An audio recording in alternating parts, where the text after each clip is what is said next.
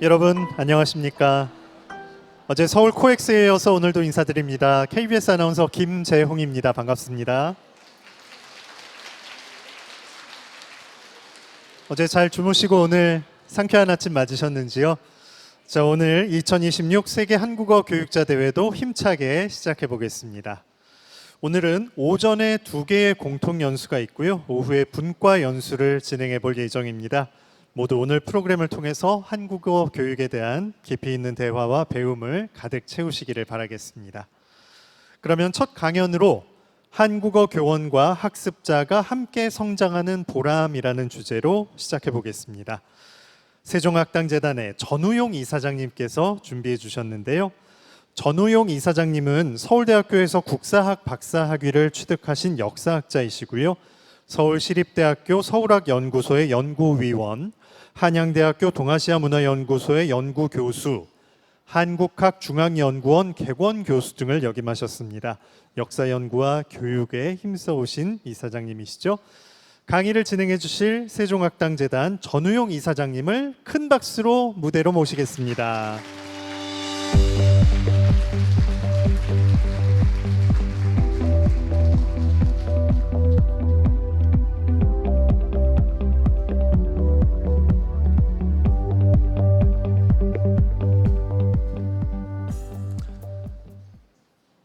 화창한 아침에 이렇게 어둠침침한 곳에 앉아 계시게 해서 대단히 죄송합니다. 이 일정 끝나고 나서 화창한 날은 다시 좀 누리시길 바라고요. 오늘 드릴 말씀은 이제 교원 선생님들과 학습자들의 상호관계 또는 저희 재단과의 관계에 대한 이야기입니다. 좀 외국인을 대상으로 하는 한국어 교육, 저희 세종학당재단이 세종학당이 맡고 있는 일인데요. 좀 안과 밖이 좀 불균형 성장하고 있다는 생각이 들었습니다. 바깥으로 보자면 세계인의 한국 문화에 대한 관심을 어떻게 언어 학습으로 이을 것인가 하는 것이 저의 과제인데, 또 안으로 보자면 여러분들이 밖에서 축적한 경험을 어떻게 이 나라 안에 다시 쌓을 수 있을 것인가, 이 고민입니다. 그래서 두 가지 이야기를 드리고자 합니다. 하나는 이제 한국어 교육에 한국을 담는 것이고, 두 번째로는 여러분들의 경험을 우리 이 나라의 자산으로 어떻게 만들 것인가에 관한 이야기입니다. 먼저 좀 제가 오늘 강연에서 이 김구 선생님의 말씀 한 2번쯤 인용할 텐데요. 워낙 잘 알려진 내용입니다. 좀 읽어보겠습니다. 나는 우리나라가 세계에서 가장 아름다운 나라가 되기를 원한다. 가장 부강한 나라가 되기를 원하는 것은 아니다. 내가 남의 침략에 가슴이 아팠으니 내 나라가 남을 침략하는 것을 원치 아니한다. 우리의 부력은 우리의 생활을 풍족히 할 만하고, 우리의 강력은 남의 침략을 막을 만하면 족하다. 오직 한없이 가지고 싶은 것은 높은 문화의 힘이다. 문화의 힘은 우리 자신을 행복하게 하고 나아가서 남에게 행복을 주겠기 때문이다.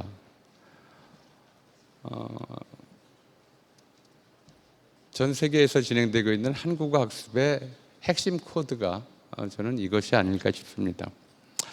현재 한국어는 듀오링고 기준으로 전 세계 학습자 수 6위의 글로벌 언어가 되어 있습니다.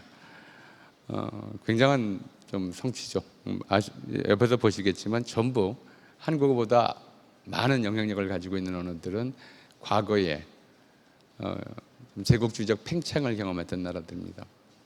그리고 언어학습은 바로 그 팽창의 부산물로 만들어졌던 것인데, 한국만은 전혀 그런 경험이 없이, 제국주의 코드 없이 약소국의 언어로서, 식민지 원주민의 언어로서 세계 6위의 거대 언어가, 학습자 수 세계 6위의 거대 언어가 됐습니다.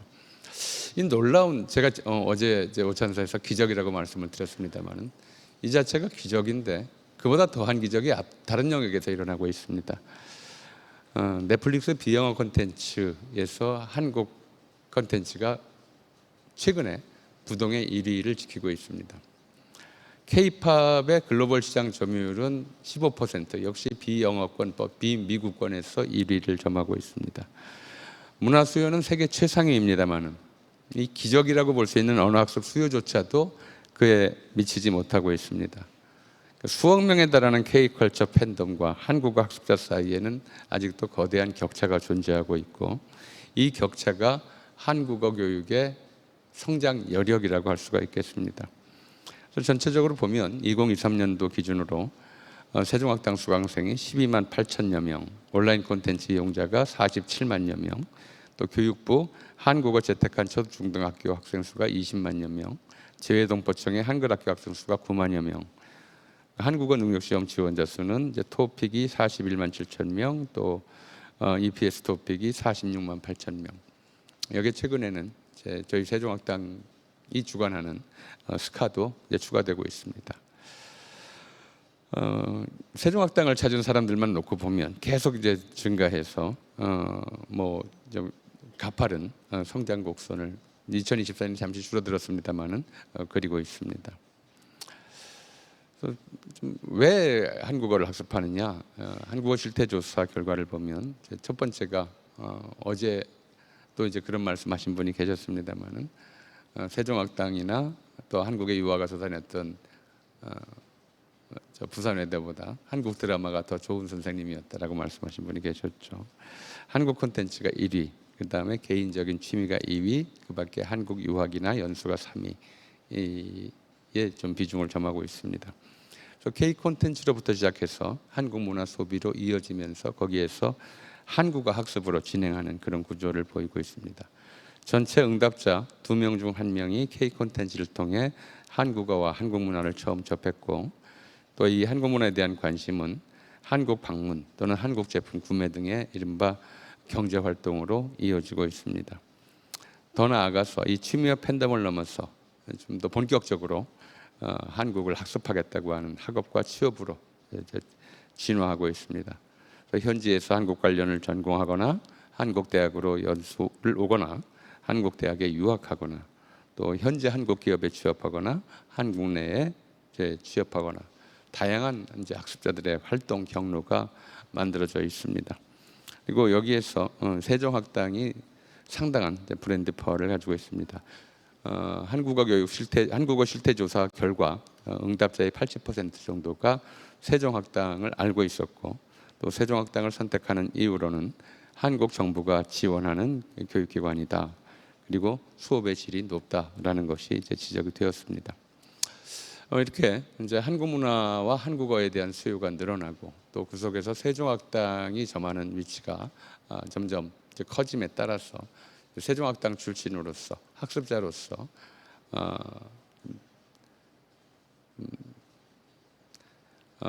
뭐라고 할까요? 좀 상당한 성취 또는 좀 도움을 얻는 그런 분들이 나타나기 시작했습니다. 한국어가 자신의 삶을 바꿨다, 또 한국어가 삶에 들어오면서 인생이 훨씬 더 풍요로워졌다, 또 더 나은 진로를 개척할 수 있게 되었다는 분들이 굉장히 많았죠. 이제 14년 된 세종학당의 운영 과정에서 많은 분이 좀 새로운 경험을 쌓았습니다. 학습자에서 한국어 교육자로 이렇게 어제 상을 받으신 자아르 씨, 이런 분들, 학습자에서 한국어 교육자로 된 분들이 상당히 많습니다. 뭐 대표적으로 좀 몇 분 좀 이제 예를 든다면 카자흐스탄의 딜바르 씨, 또 케냐의 필리스 왕게 진디안구이 씨, 또 몽골 울란바토르의 밤바자르갈 루민베르테네 씨, 뭐 등등. 두 번째로는 이제 학습자에서 K 콘텐츠 번역자로 전신하신 분들이 계십니다. 뭐 스페인의 이제 파울라 마르티네스 괄, 또는 베트남의 응우엔 투 후엔 씨, 뭐 등등. 그래서 한국의 여러 소설 또는 뭐 드라마 이런 것들을 이제 자국어로 번역하는 활동을 하고 계시고요. 또 외교관이 된 분들도 있습니다. 아직은 좀 연륜이 짧아서 대략 이제 중하위직의 포진에 있습니다만은 저 주한 타지키스탄 대사관의 행정관으로 계시는 이제 아흐로롤은 보기 FC라든가 또 주 에콰도르 대한민국 대사관에서 소셜 매니저로 일하고 있는 미셸 수아레스 씨라든가 또 주 브라질 한국문화원에서 행정원으로 일하고 있는 스테파니 이후다 비에이라 씨라든가 외교관으로 전신한 분들도 계시고요. 또 번역자는 아니지만 K 콘텐츠를 현지에 전파하는 활동을 하고 계시는 분들도 많습니다. 그 중에서는 이제 K 콘텐츠 자체를 사업화해서 김치 사업을 하면서 세종학당 수강을 하고 그것이 이제 김치 시장 판로 확대에 도움이 되었던 분들도 있고, 그다음에 현지에서 K 라이프 슬로바키아라고 해서 한국 문화를 현지에 소개하는 일종의 좀 민간 영리 또는 비영리 기관 활동을 하시는 분들도 있습니다. 남아공에도 이제 K 아프리카 매거진 창간에서 한국 문화를 아프리카 전역에 소개하는 활동을 하고 계시는 분들도 있습니다. 예, 또 뭐 유명한 분들이 있죠. 조금 이제 영상을 볼까요? 프랑스 한국문화원 나온 세종학당의 마리포르 씨 잠깐만 좀 보여주시죠. 그러면 무엇을 먹으려느냐? 당동지지 루지 허니왜 가지단 참외 먹으려느냐? 네, 됐습니다. 지금 예, 이번은 국내에서도 굉장히 센세이션이 됐습니다. 이 판소리에 반해서 세종학당을 통해서 한국 문화의 이제 첫 경험을 쌓고 한국 판소리에 반해서 한국에 와서 본격적으로 한국 전통 음악을 좀 전공을 하고 한국의 어느 누구에 못지않은 판소리꾼으로 성장하고 계신 분입니다. 두 번째 좀 보여주실까요?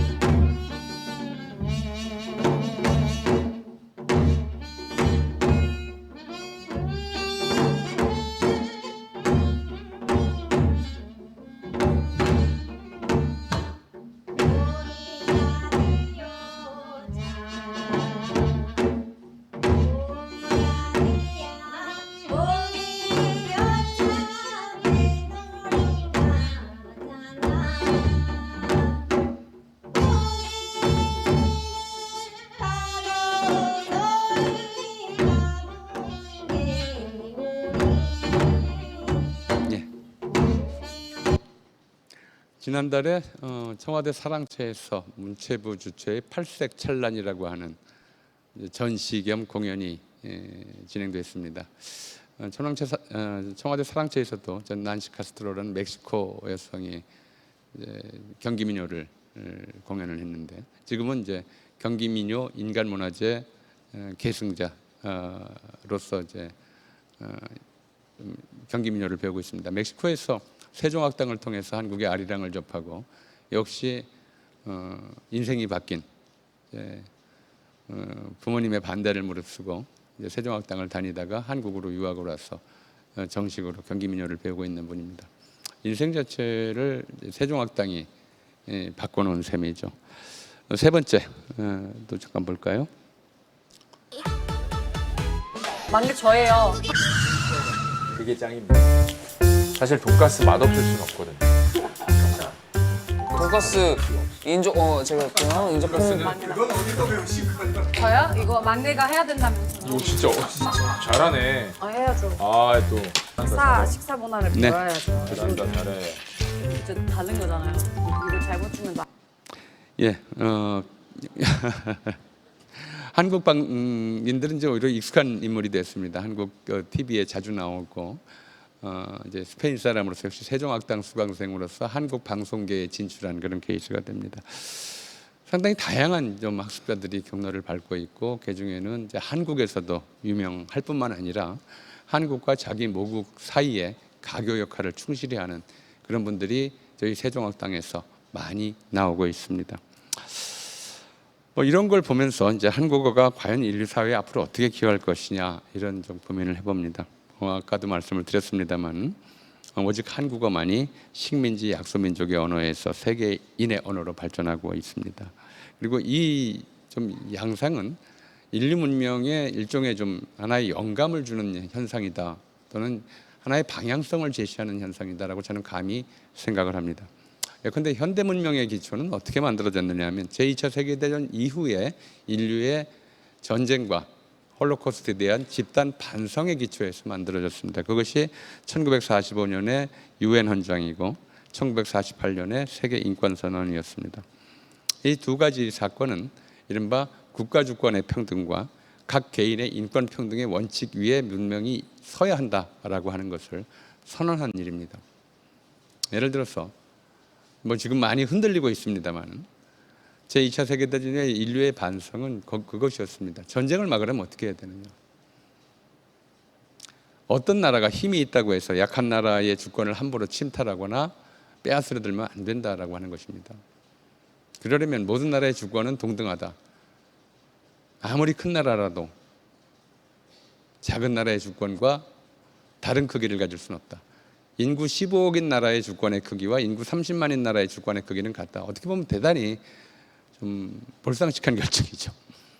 몰상식한 결정이지만 거기에 합의해야 전쟁 없는 세상을 만들 수 있다는데 인류가 생각이 미쳤던 겁니다. 그래서 주권평등의 원칙, 각국 주권평등의 원칙이 만들어졌고 그 원칙에 입각해서 유엔이 창설되었습니다. 뒤이어서 인구 15억인 나라와 인구 30만인 나라의 주권의 크기가 같다면 힘센 사람과 약한 사람, 예컨대 남성과 여성, 장애인과 비장애인, 또는 종교적 차이들, 수많은 그런 차이를 갖고 다 다양하게 태어나는 모든 인간들의 인권의 크기는 어떠해야 하느냐. 이 연속된 질문이었죠. 이 질문에 따라서 그렇다면 각국의 주권이 평등하다면 각인의 인권도 평등해야 한다. 이것이 현대 세계를 만들어 온 일종의 약속이었습니다. 그리고 이 약속을 다 지키지는 못했지만 지키려고 노력해 온 것이 현대사의 보편성이었습니다.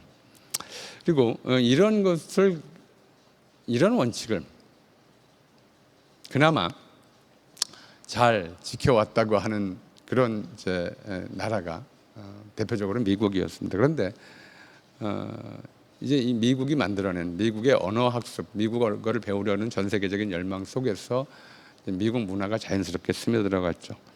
세계인들은 이제 2차 대전 이후에 새로운 강국으로 떠오른 미국을 학습하면서 영국과 미국의 보편 가치들을 함께 습득했습니다. 소설, 시, 영화 대사, 노랫말들과 결합한 문학적 서사, 유명인의 어록과 결합한 가치관 등이 언어 교육에 자연스럽게 스며들어갔습니다. 대표적으로 뭐 저만 해도 of the people, by the people, for the people이라고 하는 그 유명한 말을, 민주주의의 기본 원칙을 영어 학습을 통해서 배웠습니다. 영어는 어쨌든 2차 대전 이후의 세계를 주도한 언어이고 그러면서 미국식 민주주의와 미국식 가치관을 세계인들에게 확산시킨 역할을 했습니다. 이제 오늘날 뭐 이 영어의 일방 주도성은 여전히 좀 강고하게 유지되고 있지만 그 아래에서 다양한 언어들이 자기들의 이야기를 전달하고 싶어합니다. 한국 학습자들은 한국의 무엇을 함께 배울 수 있을 것인가? 그리고 여기 계신 한국어 교원분들은 한국의 무엇을 함께 가르칠 것인가?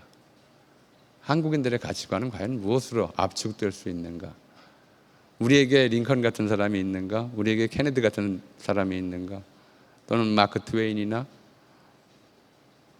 아니면 뭐 해밍웨이나 이런 사람들의 얘기를 같이 전달할 수 있는가? 좀 빈칸이 좀 있다고 생각을 합니다. 잘 채워져 있습니다. 지금 잘 채워져 있는 것들은 예컨대 한국어 교육자로서 여러분들이 가지고 있는 전문성들입니다. 발음, 문법, 어휘체계, 생활회화, 실용표현, 토픽스카 등의 평가체계, 디지털 학습도구 같은 한국어만을 가르친다면 이건 뭐 이렇게 배운 분들이 한국 생활하는데 지장이 없도록 여러분들이 가르치실 수 있을 겁니다. 근데 좀 상대적으로 우리가 외국어를 배우면서 함께 습득했던 그 외국인들의 또는 그들이 만들어놨던 인류 보편의 모범적 가치들을 습득해 왔다면 우리는 그것을 제공하고 있는가? 좀 빈칸으로 남아있는 건 아닌가 이런 생각을 하게 됩니다. 첫째는 이제 탈식민이 모범이 된 한국의 역사적 서사가 제대로 전달되고 있는가? 왜 한국어를 배우려 하는가라는 질문은 많이 하죠, 학습자들에게. 근데 제국주의 코드가 없는 한국어의 특징을 제대로 전달하고 있는지, 왜 이 전 세계 3분의 2가 2차 대전 이전에 3분의 2 이상의 인류가 식민지 상태를 겪었는데 그 같은 좀 고통을 또는 같은 아픔을 겪었던 사람으로서의 공감할 수 있는 영역이 과연 무엇인가, 이런 걸 제대로 가르치고 있는가 하는 것이고요. 그다음에 한국의 문화, 고전, 인물 등의 인문 콘텐츠들, 이게 제대로 전달되고 있는가, 이런 질문도 하게 됩니다. 예를 들어서 세계 유명 인사들의 격언, 수많은 영어 격언들이 튀어나와요. 뭐 Boys Be Ambitious부터 해가지고 굉장히 많은 영어 격언들을 우리는 외우면서 영어 학습을 했습니다. 한국인들이 남긴 명언 몇 개나 떠오르실까요? 그런 걸 우리가 알아내려고, 알아서 가르치는데 쓰려고 하는 노력조차 기울여 본 적이 없는 것 같습니다.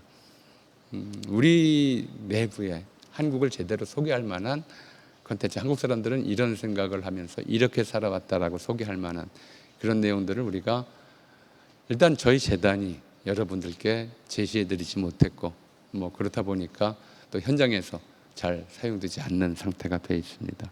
그래서 세계인과 공유할 수 있는 한국적 가치가 무엇인지, 그래서 K컬처와, 우리가 K컬처 그러면 그냥 K팝이라든가 또는 K뷰티 또 K푸드, 이런 좀 현상적인 것들, 표면적인 것들에 이제 관심을 기울이고 보통은 그렇게 하고 있습니다만은 그 저변에 깔려 있는 한국 문화의 좀 본원적 특징, 또는 세계인과 공유하는 것이 또 세계인의 모델이거나 모범이 될 만한 한국의 문화적 장점에 대해서 제대로 연결짓고 있는가, 이런 좀 의문을 갖게 됩니다. 그래서 한국어와 한국 문화에 대한 세계인의 관심의 밑바탕에는 이제 한국인들이 이룬 특별한 역사적 성취에서 배우려는 의지도 자리 잡고 있다고 저는 생각을 합니다. 실제로 그렇고요. 도대체 저 사람들은 어떻게? 얼마 전에 좀 흥미로운 농담을 들었습니다. 남미에서 이제 남아메리카에서 어떤 나라에서 이제 친구를 사귀었는데 그가 묻더래요. 니네 나라 원주민은 누구냐? 무슨 소리냐? 한국의 원주민이 한국인이지. 아니 그거 말고, 지금 한국인 말고, 이해가 잘 안 되시나요? 아메리카 원주민과 정복자 스페인 사람들의 경험을 가졌던 그 나라 사람들은 한국이란 나라가 동아시아의 원주민이 계속 살았던 땅이 아니라 누군가의 지배를 받아서 근대화된 나라로 인식하고 있었다는 얘기입니다. 그래서 한국의 원주민은 지금의 한국인이 아니라 다른 좀 인종이었을 것이다라고 지레 짐작을 했다는 거죠. 예, 그런 좀 특이성을 가지고 있습니다. 그래서 저 나라는 어떻게 해서 똑같이 식민지를 겪었고 남의 지배를 받았다가 지금 저렇게 G7, G8에 들어가고 세계적인 강국이 되고 문화적으로 세계에 영향력을 행사하는 그런 나라가 되었을까에 대한 동경, 부러움, 이런 것들도 한국 학습의 동기로 자리 잡고 있다고 봐야 될 것 같고요. 그 동기를 채워주는 것도, 그 욕구를, 겉으로 잘 드러나지 않는 그 욕구를 채워주는 것도 저희 한국어 교육이 담당해야 될 일이고, 그것이 인류 문명의 발전에 기여하는 길이라고 생각을 합니다. 그래서 한국인의 역사적 경험과 세계인의 보편적 가치를 보자면 이제 K 콘텐츠 수용자들은 드라마, 영화, 음악 등으로 한국에 접근하고 있고, 이제 한국어 인문학습은 흥미가 학습 동기로 전환되는 과정에서 나타나는 것이고, 또 심화학습은 역사와 문화학습을 통해 한국 문화 전반에 대한 이해가 심화되고, 그러면서 이제 한국 문화를 세계인과 공유하는 단계로 이어가게 될 겁니다. 여기에서 중요한 것이 이제 바로 문화 내재형 언어 교육이라고 저는 생각을 합니다. 이것은 이제 학습 동기를 강화하고 학습 지속률을 향상시킵니다. 언어로서만 배우는 것이 아니라 결국 그 나라에 대한 상상을 하는 것이죠. 저 나라는 어떤 나라 사람들이고 왜 저 나라에 가면 가끔 그런 이제 꿈을 꾸는 거죠. 왜 카페에서 테이블 위에 휴대전화기를 놓고 가도 안전한가? 저 사람들은 어떻게 해서 저런 문화를 만들어 놨는가? 왜 명품 가방을 테이블 위에 올려놓고 함부로 화장실에 다니는가? 이런 좀 의문들이 한국어에 대한 관심을 고조시키고 한국어 학습의 동기를 강화시키는 그런 역할을 한다고 생각을 합니다. 그래서 이 문화내재형 언어 교육은 단지 이제 의사소통의 도구로서의 언어가 아니라 학습 동기를 강화하고 학습 지속률을 향상시키면서 이제 어휘 문법 중심의 기능 한국어 위에 역사, 문화, 인물을 엮은 서사 한국어가 자리 잡도록 해야 되겠다. 한국어 교육은 한국 이해의 통로가 될 때 우리가 아직은 문화 수요만큼 한국어 수요가 적다고 처음에 말씀을 드렸습니다마는 그때 비로소 문화 수요만큼 성장할 수 있을 것이다. 그 갭을 메꿀 수 있을 것이다. 이렇게 생각을 합니다. 이제 두 번째, 이제 뭐 학습자들에 대해서 우리가 어떻게 해야 될 것인가에 대한 말씀을 드렸다면 여러분들에 대해서 저희 재단이 어떻게 고민하고 있는지 말씀을 드리겠습니다. 역시 김구 선생의 같은 글 일부를 좀 따왔습니다. 나는 우리나라가 높고 새로운 문화의 근원이 되고 목표가 되고 모범이 되기를 원한다. 그래서 진정한 세계의 평화가 우리나라에서 우리나라로 말미암아서 세계에 실현되기를 원한다. 나는 우리의 힘으로 특히 교육의 힘으로 반드시 이 일이 이루어질 것임을 믿는다. 1946년 세계에서 가장 가난한 나라였고 분단 직전의 상황에 있었고 가치민지에서 벗어났던 그 나라 독립운동가의 꿈으로는 너무 거창했습니다. 저는 뭐 이 글을 지금으로부터 40여 년 전에 처음 읽었는데 그때는 별 감흥이 없었어요. 가능한 일이라고 생각하지도 않았고 꿈도 참 거창하다라고 그렇게 생각을 했었습니다. 근데 지금 와서 생각해 보면 대단한 해안이었다. 우리나라가 전 세계 새로운 문화의 근원이 되고 목표가 되고 모범이 되기를 원한다는 그 꿈을 우리가 지금의 우리가 반쯤은 이룬 것 같다는 자부심을 느낍니다. 여기 계신 교원 여러분들이 세계 각지에서 활동하시면서도 저와 비슷한 느낌을 갖고 계신지 아마도 갖고 계실 거라고 생각을 합니다. 예전에와는 달리 한국에서 왔다 그러면 관심을 보이고 한국인이라고 그러면 관심을 보이고 한국어를 자발적으로 배우고 싶어하는 사람들이 나타나고 있습니다. 앞서 말씀드린 것처럼 이 분들에게 이런 좀 관심에 우리가 전 세계에 모범이 되는 그런 가치관과 행동 양식을 보여주어야 한다. 이것이 한국어 교원 여러분의 첫 번째 민족사적이자 세계사적인 사명이 되어야 한다고 생각을 합니다. 지금 모급 좀 전체로 보면 국외 2023년도 좀 지난 통계를 가져왔습니다만 문체부에서는 이제 세종학당 교원이 1,097명, 교육부 박연교사 85명, 그리고 재외동포청 한글학교 교사가 14,000여 명, 그다음에 KF의 교수가 2,900여 명, 뭐 이렇게 되어 있습니다. 뭐 실제보다 훨씬 좀 적게 나온 얘기입니다만은 그래도 상당히 많은 분들을 이제 해외에 국외에 보내서 한국어를 가르치고 있고 또 이보다 훨씬 많은 세종학당의 경우에는 이제 현지에서 활동하시는 교원 여기 와 계신 교원분들이 계십니다. 참고로 다른 나라의 자국어 보급 기관을 보면 이제 프랑스어는 135개국에 829개소, 또 독일어는 98개국에 151개소, 스페인어는 이제 역시 100개국에 1000여 개소, 또 중국어는 뭐 182개국에 이제 공자 학원이라고 하는 것이 545개소, 공자 학당이 1170개소 이렇게 있습니다. 아직은 한국어가 세계 6위이니만큼 이 규모를 조금은 이제 따라가지 못하고 있는 상태입니다만은 앞서 말씀드린 것과 같이 이제 팽창주의 또는 패권주의와 무관한 언어라는 점에서 한국어의 주요한 특징이 있습니다.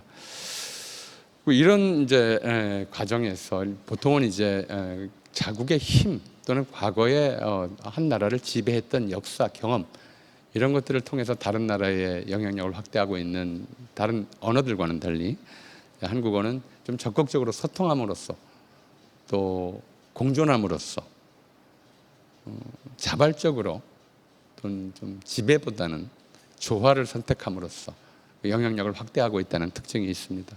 그리고 이런 점이 바로 교육의 본령에 더 잘 맞아 떨어지는 것이 아닌가 저는 그렇게 생각을 합니다.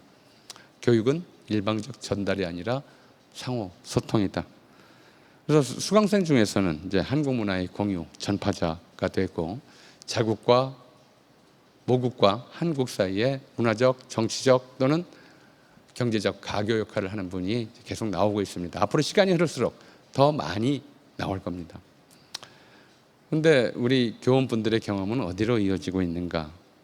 이제 저희 고민거리이고 저희 재단의 좀 과제입니다.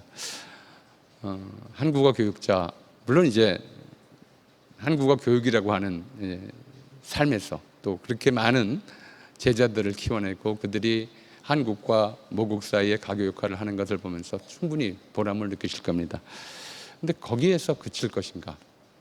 왜 수강생들은 이 소통 과정에서 다양한 좀 향후 진로들, 다음번 발걸음들을 선택할 수 있는데 왜 한국어 교육자에게는 그런 기회가 주어지지 않는가? 이런 질문을 좀 하게 됐습니다. 그래서 교원들의 이 경험, 지식, 인적 관계망이 모두 한 국가의 표현이 좀 그렇습니다만 소프트 파워의 중심 구성 요소라고 할 수가 있습니다.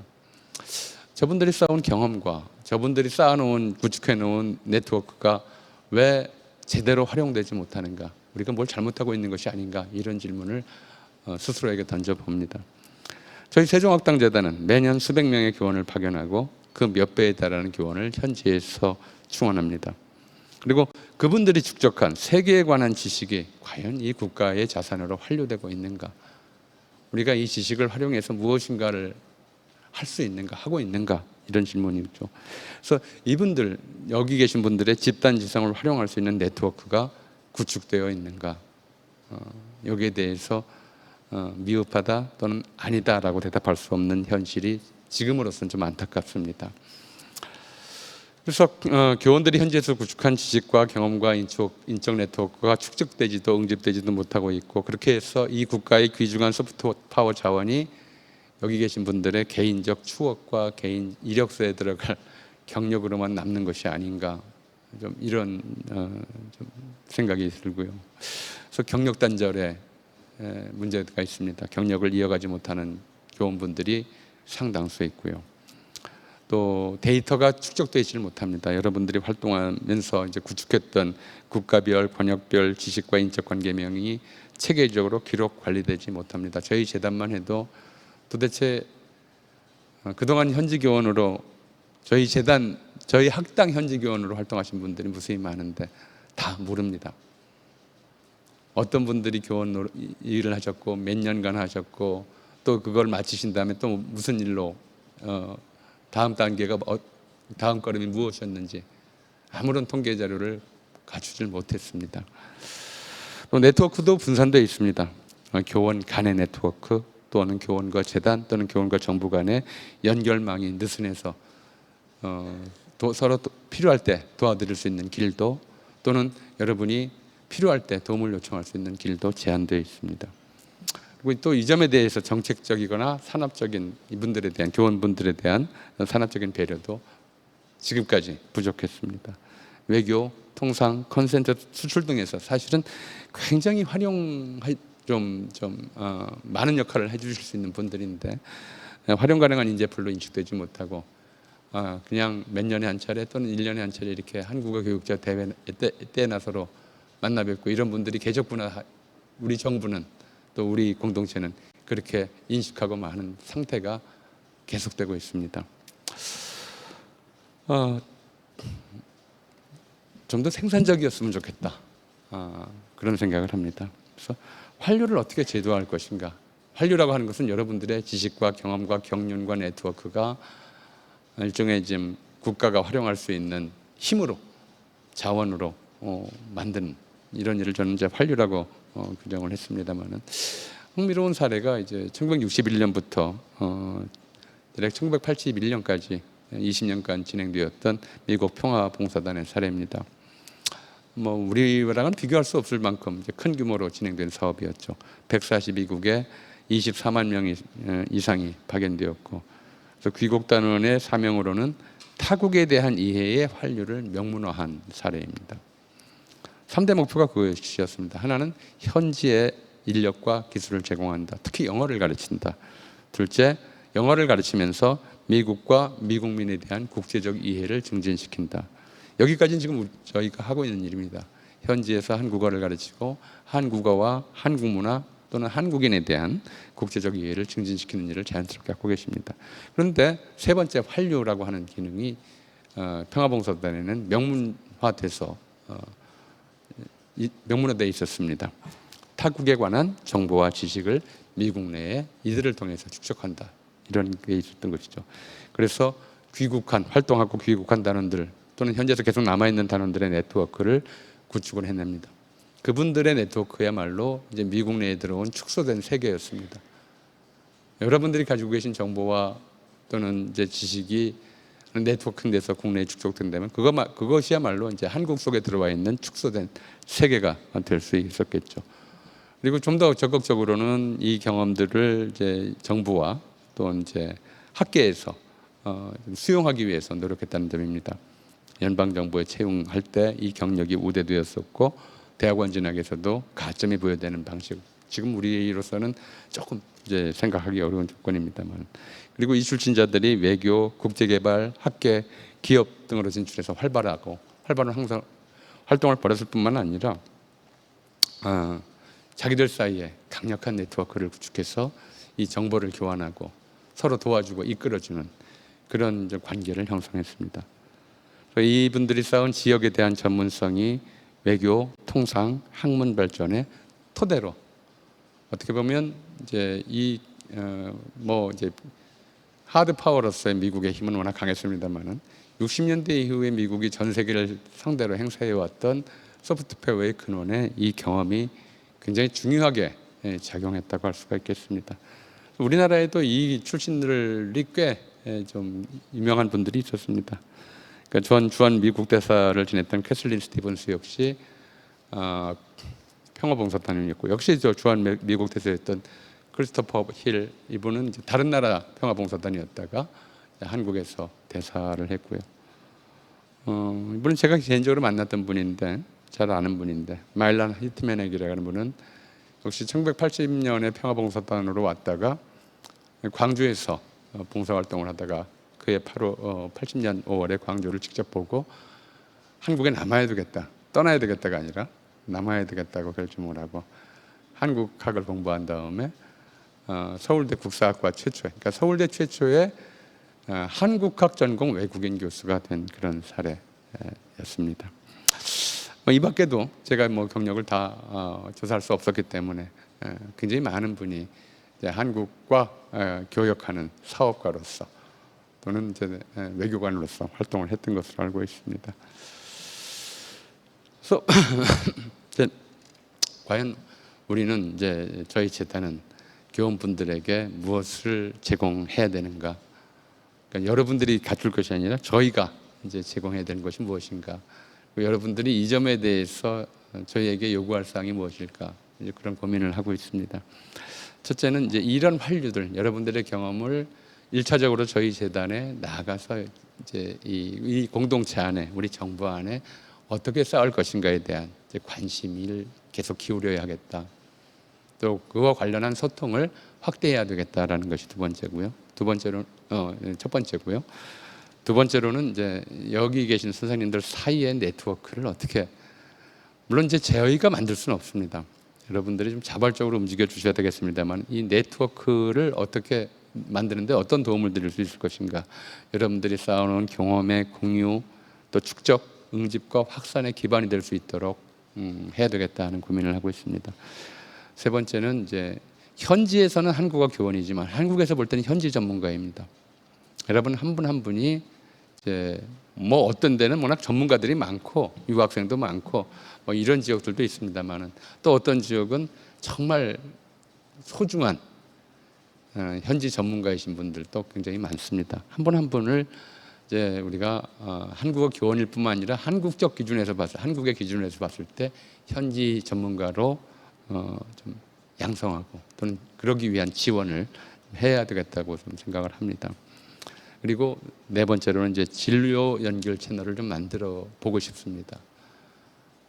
제가 결정할 수 있는 일은 아니죠. 근데 이제 여러분 중에서 또는 여러분의 후배들 중에서 또는 젊은 좀 파견 교원들 중에서 이 한국어 교원의 경험을 한국어 교원으로만 있는 것이 아니라 다른 좀 경험으로 있고 싶다는 분이 있다면 거기를 그 채널이 저희 재단이 그 채널 역할을 해야 되겠다 하는 생각도 해봅니다.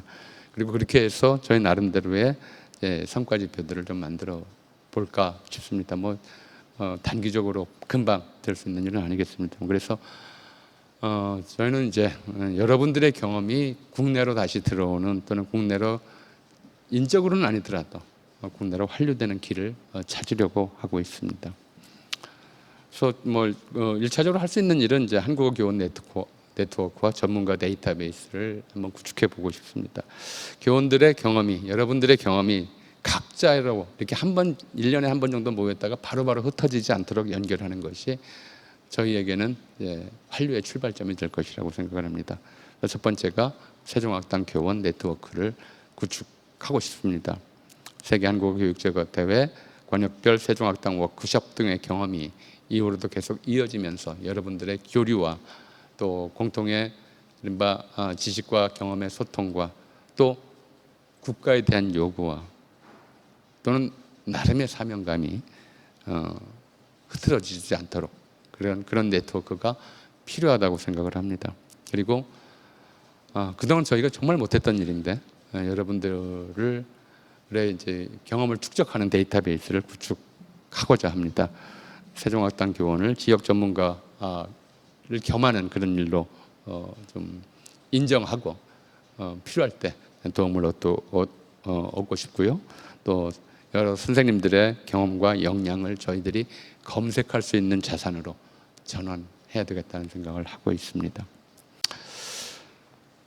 그래서 저희가 학습자들의 다양한 앞에 서론격으로 학습자들의 다양한 진로들, 한국어가 자기 삶에 들어옴으로써 일어난 삶 자체의 변화에 대해서 말씀드렸습니다만 한국어 교육이 자기 삶에 들어옴으로써 일어난 여러분의 삶 자체에 좀 더 드라마틱한 변화를 우리가 지원할 수 있지 않을까, 또 그걸 여러분들이 모색할 수 있지 않을까 그런 생각을 해봅니다. 그래서 앞으로 외교계, 언론계라든가 산업통상 분야라든가 학문 분야라든가 다양한 분야로 여러분이 좀 진출하는 꿈을 꾸실 수도 있고 또 실제로 시도해 보실 수도 있고 그런 일이 가능하기를 저는 바랍니다. 세종학당 학습자가 판소리 잘하는 세종학당 학습자가 나올 뿐만 아니라 세종학당 한국어 교원이 현지에서 아주 대표적인 현지 전문가로서 한국에 기여하는 그런 일도 나왔으면, 그런 사례도 생겼으면 합니다. 그래서 이제 좀 마지막으로 드리고 싶은 말씀은 그렇습니다. 제가 앞서 이제 한국어 또는 한국 문화의 현대 인류 문명과 관련한 특징에 대해서 또 그 모범성에 대해서 말씀을 드렸던 것과 같은 맥락에서 여기 계신 교원 여러분은 저희 한국인들의 역사적 경험과 성취를 세계인과 나누는 문화 공유자이며 그럼으로써 우리가 인류사적 과제를 실현하는데 굉장히 중요한 역할을 하고 계시는 분들입니다. 저희 세종학당은 이번에 이제 새로 저희 핵심 가치를 조금 바꿨습니다만은 세계를 잇고 서로 문화를 나누면서 서로 어울리며 보람을 찾는 그런 일을 계속하고자 합니다. 그리고 저희는 교원 여러분이 계속 이 길을 걸으시든 혹은 다른 길을 선택하시든 항상 든든한 디딤돌이 되도록 계속 노력하겠습니다. 감사합니다. 네, 알찬 특강 준비해 주신 전우용 이사장님께 다시 한번 큰 박수 보내주시기 바랍니다.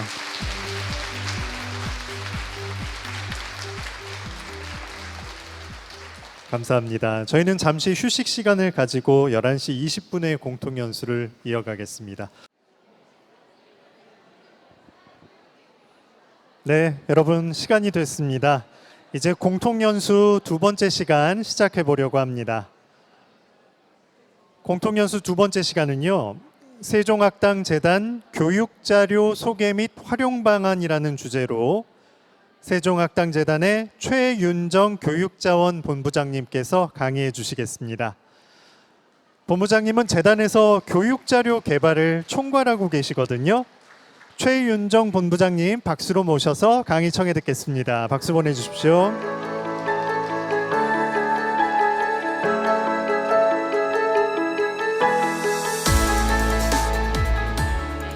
안녕하세요. 예, 소개받은 세종학당재단의 교육자원본부장 최윤정입니다. 반갑습니다.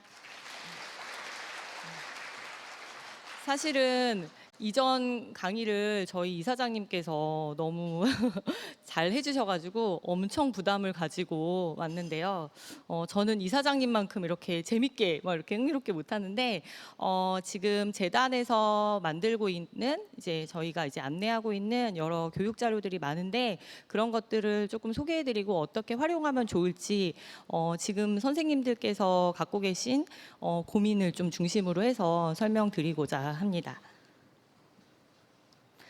네, 오전에 앞서서 강의를 좀 잘 들으셨으면 이 숫자를 맞춰보실 수 있을 것 같은데 몇 가지 숫자를 제가 가져왔어요. 273, 123,427, 1163. 이 숫자가 뭔지 혹시 아실까요? 네, 273은 뭘까요? 네, 맞습니다. 세종학당 개소수죠. 이번에 이제 6월 달에 또 신규 지정을 해서 저희 세종학당이 작년에 252개소에서 273개소로 늘었습니다. 89개국에 이제 273개소가 됐죠. 예. 그다음에 두 번째는 숫자 혹시 뭔지 아세요? 너무 다들 열심히 들으셨네요. 예, 그러면 세 번째도 아시겠죠? 네, 그러면 뒷페이지에 정답이 있으니까 뒷페이지를 보겠습니다. 네. 지금 보신 것처럼 273은 현재 이제 세종학당 개소수고요. 2025년 말 기준으로 123,427명이 전 세계 세종학당에서 수업을 했습니다. 그리고 2025년 말 세종학당에서 활동하신 전체 교원 수는 1,163명입니다. 굉장히 의미 있는 숫자인 것 같아서 함께 여러분들하고 이제 나누려고 다시 한번 가져왔고요. 그래서 이 숫자를 가지고 이 숫자가 어떤 의미인가 좀 계산을 해봤는데 작년 학당 수 기준으로 했을 때 한 개소 학당의 평균 교원 수가 한 4.6명이더라고요. 계산을 해보니까. 그러니까 한 학당에 평균 한 4명에서 5명의 교원들이 이제 학당에서 활동하시는 것으로 그렇게 이제 뭐 나타났는데요. 물론 이제 이거보다 조금 더 교원 수가 적은 때도 있고 훨씬 10명 이상 뭐 이렇게 또 많은 때도 있고 예, 학당들 간에 조금 이제 그 규모는 좀 차이가 매우 있습니다. 그리고 이제 이 연간 이제 세종학당 수강생 수를 가지고 저희 교원 1인당 1년 동안 수강생 수를 보면 계산해 보니까 한 106명 정도 되더라고요. 그러니까 선생님 한 분이 한 해 동안 가르치시는 평균 학생이 한 106명 정도 됩니다. 엄청나게 많은 학생들을 가르치고 계신 거죠. 예, 이 타이밍에 여러분들 위해서 다시 한번 격려의 박수를 한번. 예. 그래서 사실 106명이란 숫자는 그냥 제가 이렇게 그냥 생각을 해보니까 학당에서 보통 이제 학기제로 이제 수업을 하면 한 3학기에서 4학기 정도를 이제 학당을 운영하고 계시는데 이제 한 학기 한 25명 뭐 이 정도의 학습자들에게 선생님들이 수업을 하고 계시는 그런 것으로 이렇게 볼 수 있습니다. 그래서 이 한 분 한 분의 선생님이 매우 많은 학습자들을 이제 가르치고 길러내고 계시는 부분을 다시 한번 이 자리를 통해서 이제 확인하고 감사드리고 싶고 서로 격려하는 시간이 됐으면 좋겠다고 말씀드리고 싶고요. 지금 이 2025년 기준으로 이제 세종학당 교원 수가 1,163명인데 이 안에는 물론 재단에서 파견하는 교원도 있습니다. 한 270여 명 교원이 있는데요. 사실 교원 수의 전체 비중으로 봤을 때는 파견 교원보다 현지 교원이 훨씬 더 비중이 많습니다. 그 1,163명 중에 오늘 이 자리에 오신 분들이 한 210명 되세요. 그러니까 한 5분의 1 정도의 되는 교원분들이 이 자리에 모이셨는데요. 어쨌든 오늘 그리고 이제 폐회식까지 이제 이번 연수 기간 동안에 여러 가지 뭐 이렇게 뭐 교수법도 들으실 거고 이제 뭐 토론도 하시고 여러 가지 이제 공유의 시간들을 가지실 텐데 그런 것들을 잘 이렇게 담아서 현지에 가셔서 현지의 또 교원 선생님들한테 또 전파해 주시는 부분들이 또 선생님들의 또 역할이라고 생각됩니다. 네. 그래서 이런 좀 의미 있는 숫자를 한번 이제 공유드리고 그 다음 페이지로 넘어가겠습니다. 네, 이 교원을 봤을 때 사실은 1,163명이 지금 작년 기준이지만 한 4년 전에 비교해 봤을 때 굉장히 많이 늘어났습니다. 그래서 한 21년에 911명 정도였는데 한 27%, 28% 정도가 이제 늘어났고요. 이제 뭐 세종학당 교원이 되려면 몇 가지 자격 요건 중에 하나를 갖추셔야 되는 거 아시죠? 그 중에서도 이제 한국어 교원 자격증 소지자 가 이제 또 중요한 부분인데 이 교원 중에 자격증 소지자의 그런 현황도 보면은 2021년에는 이제 583명이었는데요. 작년 기준으로 봤을 때는 734명으로 이제 그 25%, 26% 정도 좀 늘었습니다. 그만큼 이제 교원 수도 늘고 이제 현지에서 자격을 갖추신 교원들도 같이 비슷한 그런 수준으로 늘고 있다는 거를 확인을 하고 있는데요. 그만큼 또 현지에서의 선생님들의 자격이라든지 역량을 향상시키기 위한 그런 노력들이 대단하시다. 그런 부분들을 다시 한번 확인할 수 있는 그런 숫자라고 생각합니다. 예. 그러면 이제 수강생 수를 한번 보겠습니다. 매일매일 현장에서 학습자들을 이렇게 또 소통하시는 선생님들이 과연 세종학당 전체는 어느 정도의 학습자들을 또 이렇게 매번 배출하고 이런 것도 궁금하실 것 같은데요. 2021년에는 이제 81,476명 정도의 학습자가 이제 뭐 세종학당에서 수업을 했어요. 물론 지금 이 숫자는 오프라인 세종학당에서의 학습자예요. 여기에 사실 온라인 세종학당의 학습자까지 이제 더하면 더 많지만 일단은 이제 오프라인 세종학당의 학습자 수를 기준으로 해서 이제 통계를 좀 가지고 왔습니다. 그래서 21년에 비해서 지금 25년은 한 50% 이상의 이제 증가 추세를 이제 나타내고 있고 그만큼 세종학당에서 한국어를 배우고자 하는 학습자들의 요구나 현장의 열기가 매우 높다라는 것들을 이 수강생 수의 변화를 가지고도 저희가 한번 확인할 수 있습니다. 그러면 이제 여기서 또 아마 궁금하실 텐데 학습자들이 늘지만 또 그 세종학당에서 기본 교육 과정이 있잖아요. 뭐 많이 여기 선생님들이 주로 기본 교육 과정 수업을 많이들 하시는데 기본 교육 과정의 수강생 수는 어떻게 변화했는지 보면 이제 21년에 49,000명에서 25년에는 57,000명 정도로 이제 약간 늘었어요. 그래서 이 부분은 어떤 의미가 있을지를 좀 생각을 해봤는데 일단 두 가지 정도의 좀 시사점을 좀 발견할 수 있을 것 같아요. 그래서 일단 뭐 전체적으로 양적인 굉장히 성장이 지속되고 있다. 그래서 총 수강생 수는 이제 말씀드린 것처럼 4년간에 한 51% 정도 증가를 했고 그만큼 이제 뭐 여러 가지 뭐 캐대헌이나 뭐 이런 현장의 한류나 뭐 여러 다양한 관심 때문에 한국어 수요가 굉장히 계속 지속적으로 늘고 있다는 점을 확인할 수 있습니다.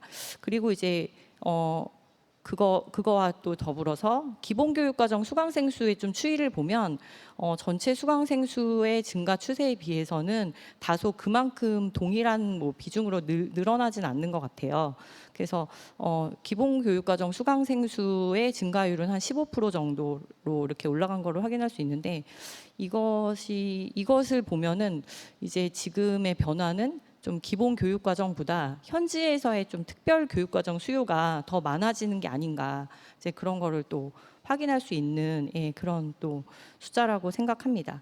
그래서 아마도 뭐 어제부터 계속 얘기가 나왔는데 학습 목적이 매우 다양해지고 있다라는 점들을 아마 현장에서도 많이 느끼고 그런 것들이 이제 세종학당의 교육 과정에도 실질적으로 이렇게 반영이 되고 있는 좀 추이를 볼 수 있다라고 그렇게 말씀드릴 수 있습니다.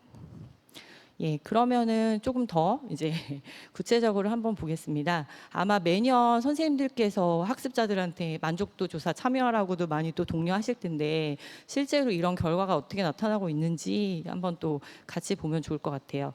그래서 작년에 이제 했던 학습자 만족도 조사에서 한국어 학습 목적을 보면 전년도와 이제 비교한 그런 이제 데이터인데요. 제일 높은 게 여전히 한국 문화이긴 해요. 이 자료를 보시면. 그래서 한국 문화와 학문 목적에 대한 그런 비중이 매우 좀 높은 편이고 이제 그 다음으로 취업 목적이나 이주 목적 이런 부분들이 이렇게 좀 그 다음 순위를 차지하고 있습니다. 그 전년에 비해서 조금 변화가 보이는 지점은 이제 학문 목적이나 취업 목적이 조금 늘고 있다는 거를 또 볼 수 있는데요. 아마 그만큼 뭐 이렇게 좀 구체적인 한국어에 대한 학습 목적이 조금 더 이제 늘어나고 있다라는 것을 확인할 수 있습니다. 그러면 조금 더 이제 여기에서 더 들어가서 그러면 한국 문화에 대한 관심이나 뭐 학문 목적, 취업 목적, 이주 목적 이런 부분에 대해서 더 구체적으로 어떤 요구들이 이제 학습자들한테 있을까를 이제 저희가 만족도 조사를 통해서 이제 확인을 했는데요. 가장 많은 부분을 차지하는 이제 한국 문화에 대한 관심을 보면 그 안에서도 이제 한국 문화 안에서도 뭐에 관심이 있어서 한국어를 배우냐라고 이제 물어봤을 때 한국의 대중문화나 이제 문화예술에 대한 관심이 월등히 높았습니다. 그 안에서도 한 60% 정도의 그 비중을 차지하는 정도로 굉장히 이쪽에 대한 그런 관심이 되게 높은 거를 저희도 확인을 할 수 있었고요. 뭐 그렇지만 대중문화 외에도 전통 문화나 한국의 뭐 음식이나 패션 이런 부분들에 대한 관심도 그 다음 순위로 나타나고 있는 것을 볼 수 있습니다. 그리고 학문 목적을 한번 보면요. 학문 목적 안에서도 이제 조금 요구들이 이제 다양하게 좀 이렇게 나눠지는 걸 볼 수 있는데 아무래도 학문 목적 학습자들 중에서 가장 많은 비중을 차지하는 게 한국 대학으로의 유학인 것 같아요. 이렇게 나타나고 있고 한국 대학에 진학하고 싶다거나 아니면 대학원으로 진학을 희망하는 학습자들이 세종학당에서 이제 한국어를 이제 배우고 싶어하는 그런 학습자 수강생들로 이어지고 있고요. 그리고 이제 그 한국 대학의 유학 외에도 이제 현지에서 한국어 전공생이라든지 그런 학생들이 조금 전공 수업에서 성적을 좀 높이고 싶다라는 그런 요구도 그 다음으로 좀 나타나는 것을 확인할 수 있습니다. 그리고 이제 취업 목적 부분을 좀 보면 취업 목적에 대한 부분도 이제 점진적으로 지금 늘어나고 있는데 여기서 취업 목적 안에서도 좀 세분화해서 살펴보면 가장 큰 이제 비중을 차지하는 게 한국 내에서의 이제 취업에 대한 부분이 제일 높은 것으로 나타나고 있습니다. 그 다음으로 크게 차이는 나지 않지만 한국에 취업하거나 아니면 현지에서 이제 한국과 관련된 기업에 이제 취업을 희망하는 그런 이제 목적들이 이제 두드러지게 나타나는 것을 확인할 수 있습니다. 그리고 아마 이주 목적에 대한 부분도 뭐 그 다음으로 많이 있는데요. 여기서 이제 제일 높은 게 결혼 이민 뭐 비자 취득에 대한 부분이 아마 좀 높은 것 같습니다. 이것은 약간 뭐 지역마다의 좀 차이가 있긴 한데 아무래도 이제 동남아시아 지역이나 이제 특정 지역에서의 이런 좀 요구들이 있어서 그런 부분들이 이렇게 조금 그런 학습 목적의 조사에 좀 반영이 되는 것 같고요. 그리고 이제 결혼 이민 외에도 뭐 이주 노동이나 뭐 그런 부분에 대한 좀 요구들도 이제 일부 나타나는 것을 이제 학습자 만족도 조사 결과를 통해서 확인할 수 있었습니다. 그래서 여러분들께서 여러분들의 학당에서 이제 그 학습자 만족도 조사에 참여해 주시는 결과들이 이렇게 모여서 매년 저희한테는 중요한 이런 이제 데이터가 되고 이런 것들을 토대로 해서 저희의 뭐 교육 자료나 뭐 세종학당 운영에 반영할 수 있는 중요한 그런 자원이 되니까 선생님들께서 많이 또 올해도 아마 하반기에 만족도 조사를 저희가 진행하게 될 텐데 많이 독려해서 이런 결과들이 좀 유의미하게 저희 재단의 그런 사업이나 이런 것에 좀 반영될 수 있도록 그렇게 해주시면 좋겠습니다. 이렇게 좀 같이 그래서 이런 결과들이 이렇게 저희한테는 의미 있는 자료로 쓰이고 있다는 걸 한번 이제 보여드리고 싶었어요. 예. 예, 그래서 이제 이런 내용을 가지고 저희가 이제 작년에 아마 이제 세종학당 교원 선생님들 대상으로 좀 설문조사를 좀 진행했는데 아마 작년 새학교 때도 새학교에 참여하신 교원들 대상으로 해서 좀 설문조사를 진행을 했었습니다. 그때 이제 여러 가지 현장에서의 고민들을 좀 들었는데 물론 여러 가지 고민과 뭐 건의사항 뭐 이런 것들이 있었는데 그 중에서 가장 좀 많이 이렇게 의견을 주셨던 거 한 3가지를 오늘은 조금 묶어가지고 그 3가지를 중심으로 해서 이런 거를 어떻게 같이 해결하면 좋을까에 대해서 좀 이렇게 설명을 드리는 그런 시간으로 마련을 했습니다. 그래서 일단 현장에서 이제 저희가 봤을 때 여러 가지 의견들 중에서 제일 고민하시는 부분이 가장 최근 이제 뭐 한 1, 2년 사이에 이런 말씀을 많이 하셨어요. 입문 단계 수업이 되게 요구가 많은데 이거를 어떻게 해야 될지 모르겠다. 왜냐하면 학습자 대부분이 입문 단계에 좀 집중이 되고 있는데 학당에서는 기본교육과정, 초급, 중급 뭐 이런 것도 해야 되고 하는데 그런 거를 다 이제 그 수준에 맞춰서 운영을 하는 것이 현장에서 좀 어렵다. 그런 의견들 주셨고요. 2번째는 이제 아까도 학습자 만족도 조사에서도 나타난 부분인데 학습 목적이 되게 다양해지다 보니까 그런 다양한 목적별로 수업 개설을 하는 게 좀 어렵다. 그런 얘기셨어요. 그래서 학업이나 뭐 직업이나 뭐 문화 뭐 이런 수요에 맞는 다양한 목적에 맞는 수업 개발을 해서 그런 걸 개설을 하고 싶지만 맞춤형 교육 자료가 많이 부족하다. 이런 거를 좀 재단에서 많이 지원해 주셨으면 좋겠다라는 의견을 좀 주셨습니다. 그리고 이제 3번째는 이제 어제부터도 어제 계속 나왔던 얘기인데 AI 시대에 디지털 도구 막 이런 사용에 대한 요구가 선생님들은 현장에서 또 많이 그런 것들을 또 압박을 받고 있는데 부담스럽다. 이걸 어떻게 활용해야 되지? 디지털 도구에 대한 관심은 있지만 실제로 학당 현장에서 그것을 교원 개인이 다 수업에 적용하기가 너무 힘들다. 그런 의견들 주셨습니다. 그래서 오늘은 이 3가지를 가지고 각각 좀 어떻게 하면 좋을지 말씀드리고자 합니다. 자, 먼저 이제 첫 번째 입문 학습자 수업 요구에 대한 좀 대응인데요.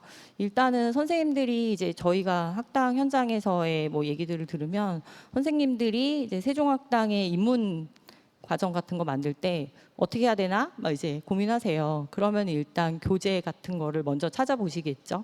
그래서 제일 많이 활용하시는 게 아마 세종학당 한국어 입문 교재가 있어요. 그래서 이거 이제 누리세종학당에서 다운받아서 활용하실 수 있는 그런 교재인데요.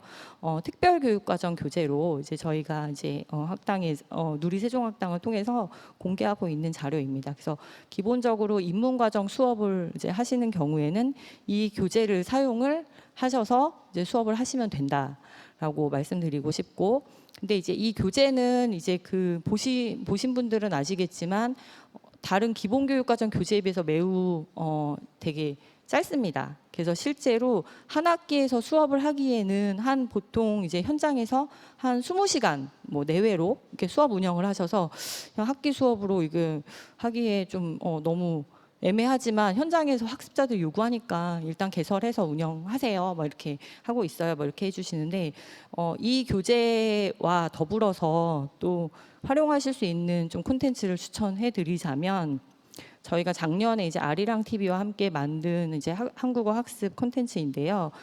한국어를 만나다 다이브 인투 코리안이라는 이제 그 학습 콘텐츠입니다.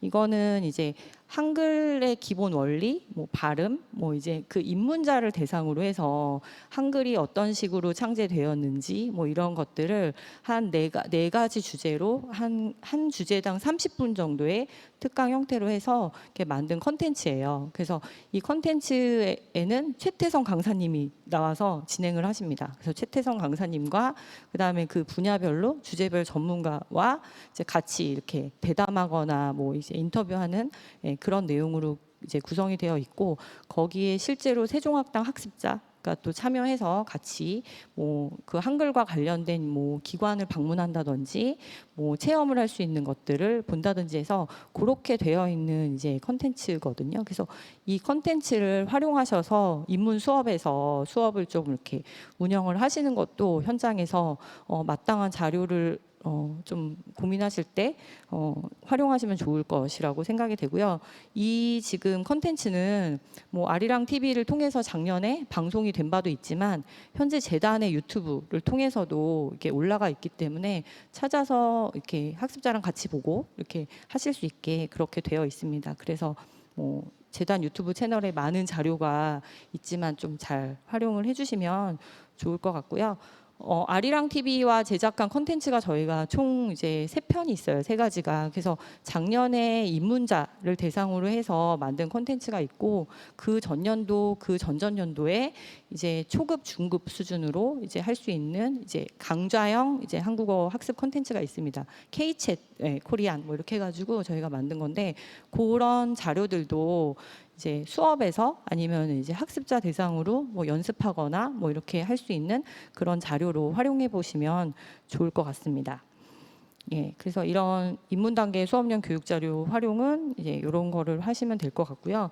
근데 이제 그 외에도 이제 사실 학당의 상황에 따라서 가장 뭐 학당에서는 아마 뭐 초급, 중급 기본 교육 과정을 먼저 이렇게 뭐 운영을 하는 게 또 선생님이나 뭐 이렇게 학당의 그런 사정에서는 우선적으로 그걸 고려해야 될 수도 있어서 입문 단계 학습자들을 다 이렇게 그 과정을 다 열어주기가 어려운 경우들이 많더라고요. 그래서 그럴 경우에는 저는 온라인 세종학당을 좀 활용하시는 방법도 추천드립니다. 그래서 온라인 세종학당은 아시는 것처럼 이제 여러 가지 그런 이제 학습을 할 수 있도록 그런 형태로 이제 서비스를 하고 있는데 크게 3가지 유형으로 이렇게 운영을 하고 있습니다.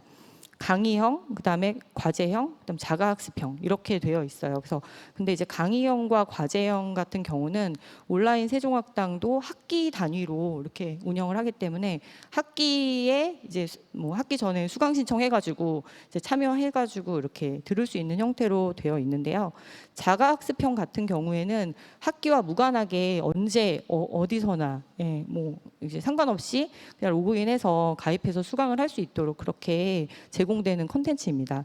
그래서 여기에 자가학습 과정으로 입문 과정이 있어요. 그래서 이 입문 과정을 그 입문 단계의 학습자들을 대상으로 해서 먼저 수강하도록 좀 권유하시고, 거기서 어느 정도 이렇게 좀 자가학습을 통해서 한글의 뭐 자모나 뭐 기본적인 거를 좀 한번 확인하고, 그 다음에 이제 오프라인 세종학당에서 이제 뭐 초급 수업을 한다던가 그렇게 하시면 조금 현장에서 학습자들을 조금 더 유연하게 이렇게 또 이렇게 수업을 좀 이렇게 들어올 수 있게 할 수 있는 방법이 되지 않을까 싶어서 뭐 오프라인 세종학당에서의 교원 선생님들이지만 그래도 온라인 세종학당 과정도 충분히 열어놓고 그렇게 활용하는 방법도 생각해 보실 수 있다. 그렇게 좀 말씀드리고 싶습니다.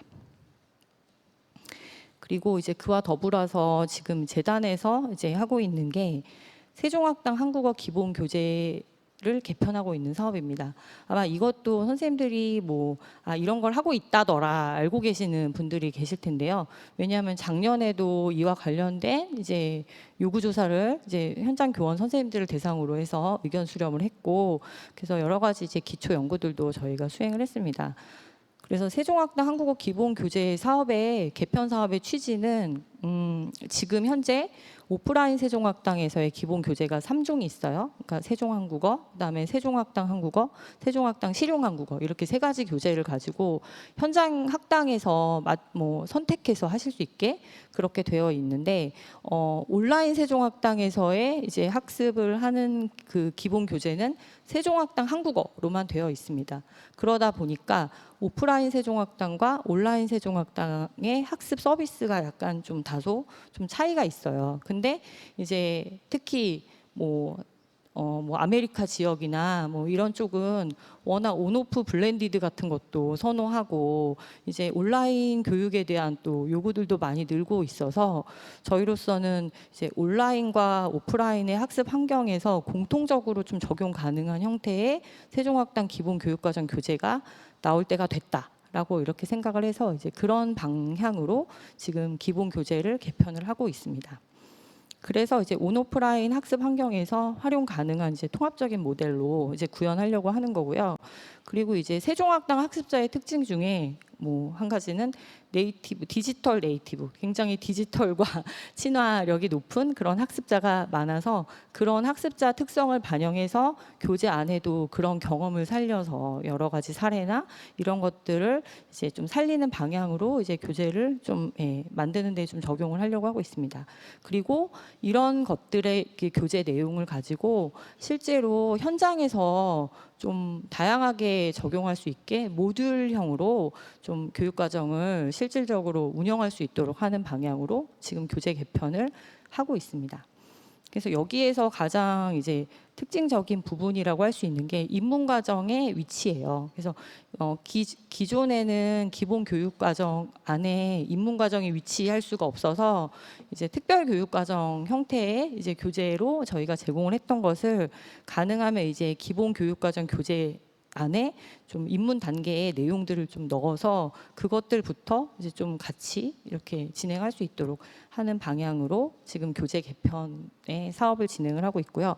이 교재가 만들어지면 현장에서 어떻게 쓰일 수 있을까? 이제 그거를 한번 이제 생각해 보면 오른쪽과 같이 이제 학당들이 지역별로 굉장히 학습의 요구에 따라서 학당의 학기나 학습 시수를 운영하는 형태가 되게 다양한데요. 저희가 흔히 45시간, 60시간, 90시간 모형 이런 식으로 얘기하잖아요. 그래서 아마 유럽 같은 경우는 유럽의 학당들은 주로 45시간 수업을 많이 좀 선호하는 형태로 운영을 하고 있고 아시아 지역은 60에서 90시간 이렇게까지 운영하는 형태로 진행이 되고 있습니다. 그러다 보니까 그 교재 안에서도 교재의 내용을 어디까지 이렇게 학습을 교원들이 진행을 할 것인가에 대한 좀 차이가 좀 있습니다. 그래서 이제 저희가 이제 기본 교육과정 교재를 만들면서 생각하는 부분은 가장 핵심적인 내용은 일단 45시간에 할 수 있는 형태로 기본적으로 이제 구성을 하고 그거 외에 이제 추가적으로 선택할 수 있는 그런 교육 자료들을 제시해서 어디는 15시간을 더 추가해서 할 수 있게 하거나 아니면은 많게는 45시간까지 추가 선택 과정을 합해서 이제 운영할 수 있는 형태로 그렇게 기본 교재를 잘 구성해서 현장에서 모듈형으로 이제 교육 과정을 운영할 수 있게 하고자 이제 하고 있습니다. 그래서 지금 올해 교재 개편 사업을 저희가 지금 한 중간 정도까지 지금 왔고요. 아마 이제 현장의 모의 수업이라든지 그리고 이제 모의 수업을 거쳐서 의견들을 듣고 그런 것들을 통해서 최종적으로 연말까지 이제 이 교재 개편을 잘 해서 내년부터 이제 이 교재를 가지고 기본 교육 과정으로 잘 안착할 수 있게 하는 방향으로 지금 사업을 진행하고 있으니 아마 이것과 관련해서 저희 재단에서 아마 각 지역의 학당에 선생님들께 이런 것들에 대한 의견이 어떠십니까? 이런 걸 저희가 연락을 드릴 수 있어요. 그래서 그런 부분에 많이 의견 주시고 많이 또 피드백을 주셔야 저희 교재가 정말 원하는 방향대로 현장에서 진짜로 잘 운영될 수 있는 그런 교재로 만들어질 수 있으니까 좀 그런 교재가 잘 나올 수 있게 많이 또 의견 주시고 관심 가져주시면 좋겠습니다. 예, 그 다음에 이제 두 번째 아까 선생님들의 현장에서의 고민 중에 두 번째 내용이 다양한 목적별 수업 요구에 대한 대응인데요. 일단 기본적으로 여기 계신 선생님들은 누리세종학당을 많이 다 활용하시는 걸로 알고 있습니다. 그래서 누리세종학당에는 많은 교육 자료가 있죠. 그래서 학습자들도 이용할 수 있고 교원도 이용할 수 있고 그렇게 이제 교재부터 여러 가지 콘텐츠들이 거의 이제 집적되어 있는 포털이라고 볼 수 있습니다. 그래서 저희 누리세종학당에 들어가서 로그인해서 보시면 한국어, 한국 문화의 학습 콘텐츠를 무료로 이용하실 수 있고요. 그 맞춤 학습자 수준에 맞는 그런 콘텐츠도 이용 가능하십니다. 그리고 이제 교원들은 이제 여기에 있는 뭐 교사용 지침서나 교원용 PPT, 뭐 그런 수업 보조 자료 이런 것들도 다 올라와 있기 때문에 다운 받아서 다 누구나 활용하실 수 있습니다. 그리고 이런 자료를 가지고 이제 블렌디드 뭐 수업에 연계해가지고 많이 활용도 실제로 하고 계시는 그런 뭐 선생님들도 계신데요. 그렇게 많이 활용을 하고 해주시면 좋겠습니다. 그래서 여기에 있는 이제 여러 가지 교육 자료 중에 이제 오늘은 좀 교재를 가지고 어떻게 교재를 이용하는지를 좀 말씀드리면. 기본 교육과정 교재도 다 올라와 있어요. 그래서 이 아까 말씀드렸던 것처럼 기본 교육과정의 3종 교재가 저희 이제 누리세종학당에 다 올라와 있고 어떤 거는 이제 이북으로 다 보실 수 있고요. 어떤 거는 이제 PDF 파일로 다 다운받아서 현지에서 다 인쇄해서 사용하실 수 있게 되어 있습니다. 그 초급부터 고급까지 다 이제 수준별로 단계별로 다 이용 가능한 교재는 세종학당 한국어입니다. 그래서 세종학당 한국어는 5급, 6급 단계에 해당하는 고급 과정까지 다 교재가 다 구현되어 있기 때문에 학당에서 초급, 중급, 고급까지 이제 이어서 연계해서 학습을 할 수 있는 그런 기본 교재로 활용을 하시기에 가장 좀 좋을 것 같고 그리고 PDF 파일로도 다 올라가 있으니까 현지에서 뭐 어려움 없이 다운받아서 교재 사용하시는 거에 가장 뭐 무리가 없을 것으로 그렇게 보입니다. 그리고 이제 실용한국어나 세종한국어는 이제 지금은 초급과 중급 단계까지만 이제 교재가 나와 있어서 이것들은 이제 구입하시거나 아니면 이북 형태로 이제 그렇게 보시고 활용하실 수 있습니다.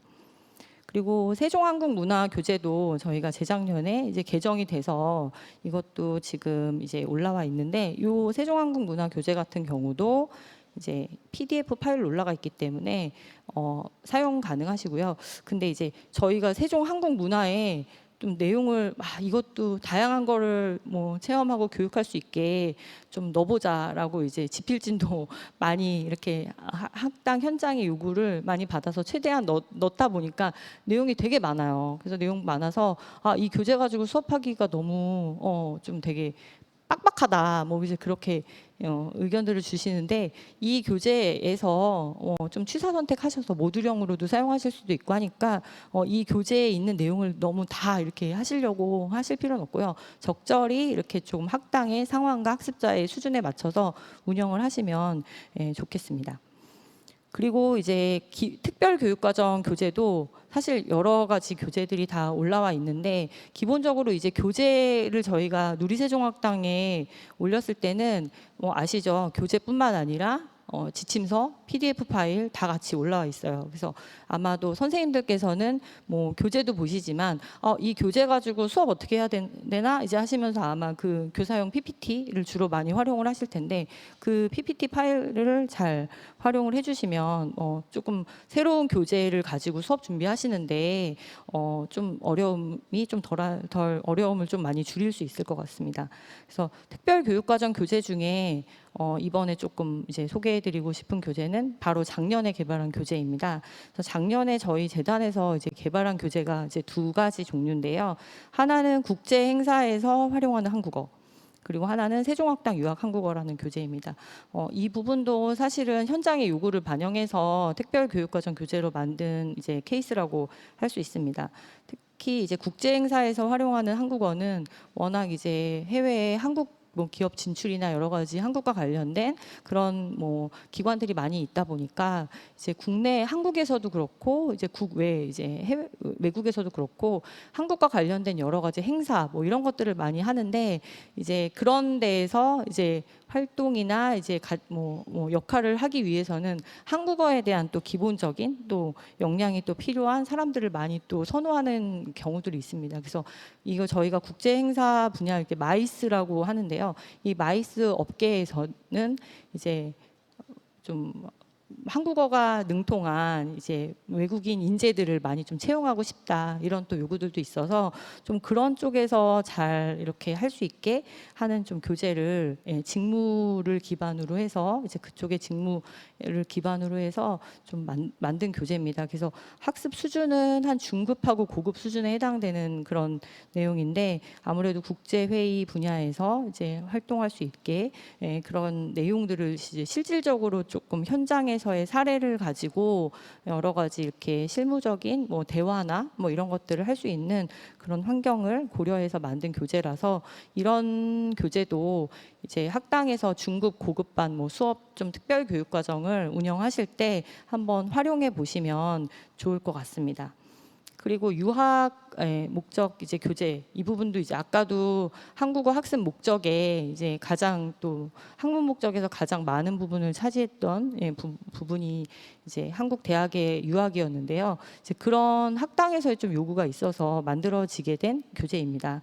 그래서 학습 수준은 초급하고 중급 정도에 해당되는 수준으로 이제 교재를 만들었고요. 이거는 사실 이제 한국에 유학 와가지고 이제 대학에서 직접 뭐 전공 수업을 하거나 뭐 그런 거에 최적화된 교재는 아니에요. 그래서 어떻게 보면 한국의 대학 생활이 뭐 막연하게 이제 잘 모르는 이제 학습자들 대상으로 한국의 대학 생활은 어떤 것들을 해야 되고 주요 한국의 대학 생활에서 좀 필요한 기본적인 뭐 단어나 뭐 한국의 대학 생활을 좀 체험할 수 있게 하는 그런 예비적인 그런 단계에서 해볼 만한 것들을 좀 이제 가지고 교재에 담았습니다. 그래서 가장 공통적인 그런 부분에 대한 내용들을 담은 거라서 조금 초급과 중급 단계에 맞춰서 이제 조금 배경 지식 한국 대학 생활, 유학 생활에 대한 배경 지식을 좀 제공할 수 있는 그런 교재입니다. 그래서 이것도 이제 현지에서 그런 유학에 대한 관심이 있는 학습자들이 좀 많거나 그런 대상을 위해서 좀 수업을 한번 할 필요가 있겠다라고 생각하시는 그런 학당에서는 이 교재를 활용해서 좀 수업을 해보시면 더 좋을 것 같습니다. 그래서 특히 이따가 오후에 분과 이제 수업에서 유학 목적 교재 요거 세종학당 유학 한국어 교재 집필하신 이제 집필진이 직접 또 강의도 하시고 실습을 아마 하실 텐데요. 그때 더 자세하게 교재 내용과 이걸 교재를 가지고 어떻게 이제 수업을 하면 좋을지에 대한 부분을 오후에 또 더 한번 실습을 해보시면 좋겠습니다. 예, 그 다음에 이제 다양한 목적별 수업 요구에 대한 이제 대응 중에 또 하나로 생각해 볼 수 있는 게 아까도 이제 학습 목적 중에 가장 많은 부분을 차지했던 게 한국 문화에 대한 관심인데요. 이것도 세종학당 학습자 만족도 조사에서 한국 문화를 접하게 된 계기 뭐 이런 거를 이제 한국 관련 소비 실태를 찾아보니 제일 많은 부분이 한국 콘텐츠를 이제 접한 거, 그 한국 콘텐츠 중에서도 이제 어떤 콘텐츠를 제일 많이 한국어 흥미에 좀 흥미를 갖게 된 콘텐츠냐라고 했을 때 한국 드라마가 제일 좀 가장 좀 많은 비중을 좀 차지하고 있더라고요. 그래서 뭐 그건 아무래도 뭐 넷플릭스나 뭐 이런 OTT 서비스를 통해서 한국 드라마나 뭐 그런 것들을 많이 더 접할 기회가 많아져서인 것도 같습니다. 그래서 어쨌든 이제 재단에서 한국 문화에 대한 좀 그런 것들에 대한 교육 콘텐츠를 만들 때 어떤 장르로 접근하는 것이 가장 효과적일까를 고민하면서 저희가 올해 K 드라마를 활용한 한국어 교육 콘텐츠를 개발하는 것들을 이제 지금 진행을 하고 있습니다. 그래서 이 부분은 사실은 이제 현장에서도 계속 이런 좀 재미있게 배울 수 있는 뭐 드라마 한국어 뭐 이런 것들 만들어 달라고 사실은 그동안 계속 말씀을 해주셨는데 사실 되게 이게 만드는 게 쉽진 않더라고요. 그래서 저희도 올해 이제 그거를 조금 역점적으로 한번 해보고 있는데요. 일단은 올해 지금 개발 중인 한국어 교육 콘텐츠 사업은 한 4가지 정도의 좀 방점을 가지고 하고 있습니다. 첫 번째는 K 드라마 장면을 활용해서 하는 이제 회화 수업을 이제 설계할 수 있는 방향으로 이제 콘텐츠를 만들고 있고요. 거기 안에서 한국 드라마 안에서 좀 문화 요소, 한국의 문화를 담는 이제 그런 문화 요소를 좀 추출해서 그런 것들을 좀 수업에 좀 연계할 수 있는 그런 내용을 좀 담았으면 좋겠다. 그리고 이런 K 드라마를 활용한 콘텐츠가 제일 중요한 거는 학습자의 흥미를 기반으로 해서 학습 동기를 더 이렇게 유발할 수 있는 방향으로 구성하면 좋겠다. 그런 거고, 그리고 여기에 이제 드라마에서 나오는 저희가 콘텐츠를 활용할 때 실생활 표현을 최대한 많이 좀 적용하면 좋겠다. 그래서 실생활 표현이 담긴 학습 자료를 개발하는 방향으로 이렇게 지금 한국어 교육 콘텐츠 개발 사업을 지금 막 진행하고 있어요. 그래서 이것도 아직 이제 한 중간 단계인데요. 그래서 여기서 제일 중요한 거는 드라마를 저희도 인기 있는 드라마 막 이런 거 다 활용하고 싶은데 아시다시피 저작권 이용이라는 법적 문제 해결이 제일 중요하더라고요. 그래서 올해는 저희가 이 드라마를 활용한 한국어 콘텐츠를 개발할 때 드라마 제작사와 사전에 협의를 지금 했습니다.